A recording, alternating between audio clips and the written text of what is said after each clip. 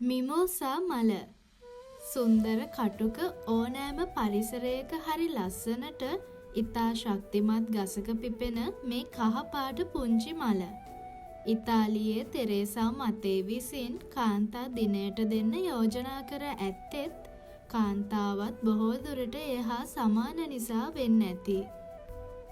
වර්ෂ 1946 සිටම අද දක්වාම මේ මල මාරුතු 8 වැනි කාන්තාවන්ට වෙන් වූ දිනයේදී කාන්තාවන් හට තිලින කරනවා. ඉතින් මුළු ලෝකයේම වෙසෙන ඕනෑම පරිසරයක ජීවත් වෙන දුක සතුට හැමදේම දරාගෙන ලස්සනට hina වෙන සියලුම ශක්තිමත් කාන්තාවන් හට සුබම සුබ කාන්තා දිනයක් වේවා. ලෝකේ මොන පාට මල් තිබ්බත් මගේ හස්බන්ඩ් දන්නවා මම ආස පාට මල මොකක්ද කියලා.